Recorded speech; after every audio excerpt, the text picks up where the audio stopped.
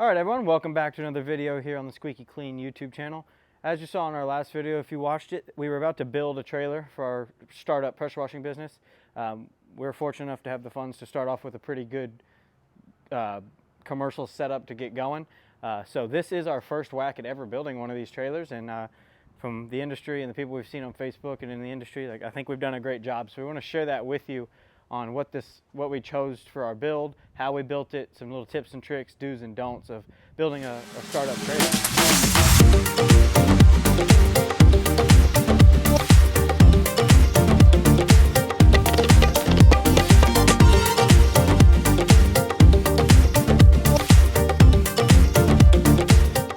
As you can see, this is a 6x12 trailer that we chose to go with. It's the perfect size for a one unit and a nice soft wash system. We could start to get into stacking hose reels and stacking pressure washers and stuff like that. But for the time being, this is perfect for our 4 gallon per minute Vanguard pressure washer that we have on the back. Obviously all the hose reels always face to the passenger side of the vehicle or the trailer. That way when you pull up to a house, the curb goes right off to the house. So starting at the front up here, we decided to do a nice toolbox. It has our 12 volt soft wash pump or battery in here, a fuse block, some pack outs of extra fittings and stuff like that. You always want to make sure you have everything you need to fix any problem on the job because you never know when it's going to happen. So on the back side here is our switch for our 12 volt pump. It goes to a Rimco 7 gallon per minute. This one's a 60 psi. We bought it based off budget.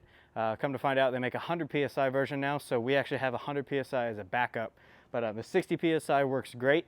It's plumbed up 3/4 in and out on the backside with a drop stick into our buffer tank, or we don't really need a buffer tank being a 4 gallon per minute, but this is a great way to have a buffer if we need it.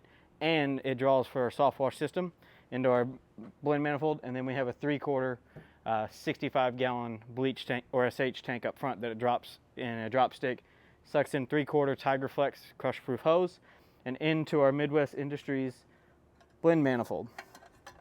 This is one of those items that it hurts to pull the trigger on, but once you do, you'll never go back. They are expensive, but they're totally worth it. We chose to go with the 2 soap and a Kim method. So we got water, soap 1. We have 2 26 gallon tanks. Those are a little overkill, but we can do 2 gallons of surfactant and fill that thing all the way up with water and have the proper surfactant ratio. The second one we have yet to use, but it will probably end up being used. We will probably use degreasers and stuff like that in that second one. So we can just walk over here, turn the blend manifold to suck whichever one we want. And then obviously you have your Kim one. So this makes soft washing such a breeze. There's no batch mixing. There's none of that pre-doing your math to get what percentage of SH you want. It's all done right here. 10 out of 10 recommend spending the money on one of these no matter what setup you have. That goes to our hose reel, which is a real big deal hose reel from Southeast Softwash. This is the 18-inch version. It can hold 250 feet of 5/8 hose. We are using Flexzilla 5/8. We bought the reel of it off Amazon, cut it down to 225 feet or so.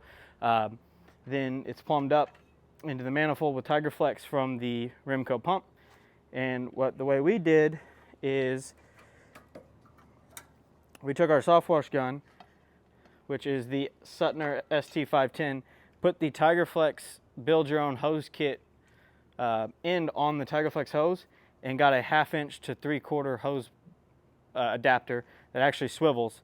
And so it gets a nice short package. You don't have a ton of connectors and hose barbs cutting you and stuff like that. We did this after about our 3rd job, realizing that we kept getting cut by the hose clamp that was right here holding the Flexzilla onto the barb. So 10 out of 10 recommend this setup. There's tons of ways to do this, but this is the best way we found.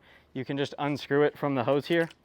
It's pressurized because I just turned it on, but you can unscrew it from here and switch to a gun. We have the same gun with no lance on it, so if we have to get into small areas. And then we have after our 2nd or 3rd job, we realized we needed to put this hook it on the trailer in a better way, so we went with these push-in clips. They're just self-tapered in. Had no issues with that coming off or anything like that. So 10 out of 10 recommend this setup. Having a great soft wash setup has been so nice. It makes us get in and out of jobs way more efficiently, and it makes you want to do the little jobs because it's simple to get them done. So moving on down the thing, We do have a dump on our buffer tank. It dumps out right here. Just a little 1-inch valve. Great for washing your hands, getting a microfiber towel wet at the end of your job when you want to wipe your hoses down, stuff like that. So 10 out of 10 recommend a dump, and if we do have to service the tank, we can just dump it out onto the ground or into the yard or anything like that. The only bung that is on this tank on the bottom, or the only bulkhead on the tank on the bottom, is going to be a 1-inch down here. It goes through a filter and over to the pressure washer, which is in this back corner. We have another 18-inch big real deal hose reel from Southeast Softwash. That is our feed line. There's 100 feet of 3/4-inch Flexzilla garden hose on here. The best garden hose you can put on one of these trailers. It does not kink. It's super flexible. It's light.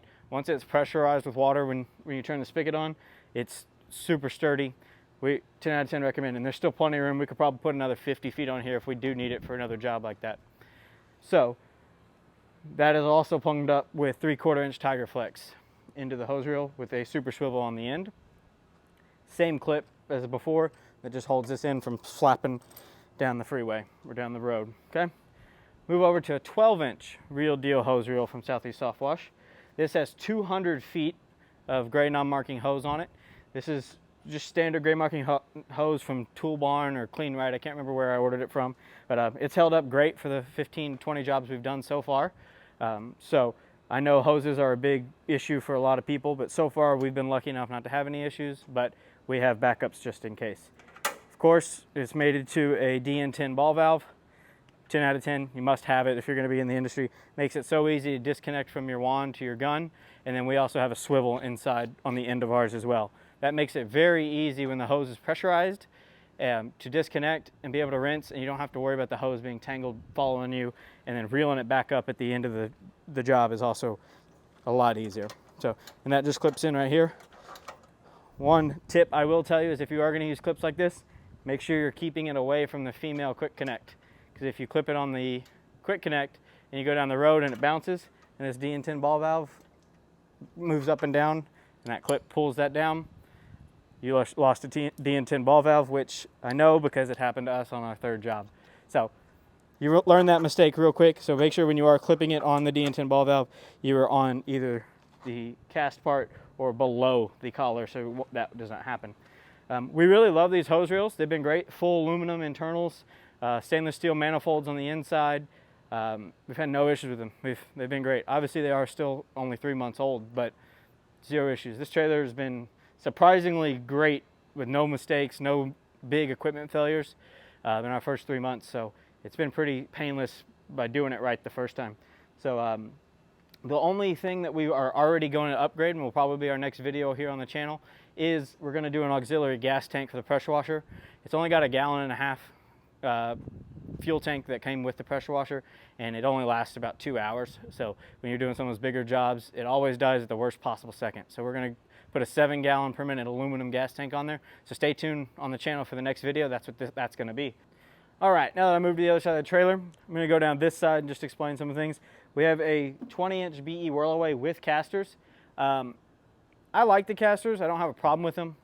You can go either way. You're still going to get the same results. So whatever you prefer, casters, no casters. We have fabricated a mount that uses a locking trailer pin that keeps this locked to the trailer. So, you know, greasy fingers can't come up and take it off if we're like inside a Home Depot or Walmart, or, you know, wherever we are. Someone just can't walk up and take this $400 surface cleaner.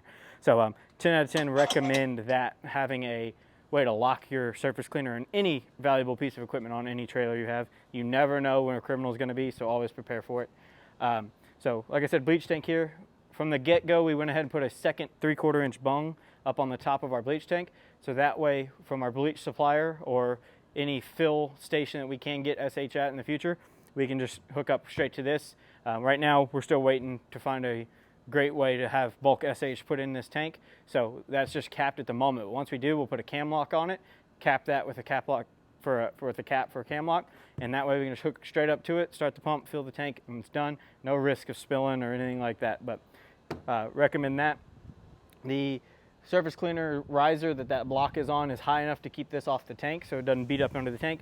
On this side is our fill line from the hose reel that is through the filter. It's a 1-inch bulkhead down to a 3/4 inch hose barb. Once again, 3/4 crush proof Tiger Flex. This stuff is great. Should be the only stuff you're using to plumb your tanks. Lasts a long time, it holds up well, and it's crush proof. And over here is our bypass. That is a 1/2 inch hose that goes off to our unloader on our pressure washer. Once again, the other tank, the 2 soap tanks, 1 surfactant, 1 degreaser. And then back in this corner is our pressure washer. Nice and easy to pull from this side. After you start the pressure washer, you should never have to come back to the street side or the driver's side of the trailer. So that makes it nice and safe when you're at a job. If you do have to come mess with the pressure washer, that's the only reason you're coming on this side. We will be putting that fuel tank I was telling you about right above it. That'll be the next video. And on the back of our trailer, we have a corrugated sign that was printed for our advertising and marketing. Well, I'll bring you up close and show you how we mounted it, but we did a 1/8 piece of aluminum that is cut down to the size of the tailgate here. Then we construction adhesive the corrugated plastic sign onto that, and we drilled holes through and bolted it with huge fender washers so it won't pull through with the air resistance coming through the tailgate. Doing this will reduce your gas mileage, but it's a necessity to have marketing on all your equipment and your trailers, so that way you can gain more business. So it's a necessary evil.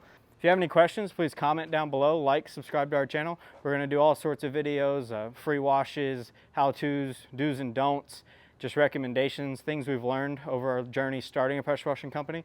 We've learned a lot in the first couple months, and I really think that we can pass on that knowledge to a lot of people that are just now getting into the industry. So please like, subscribe, follow us for more. Thank you.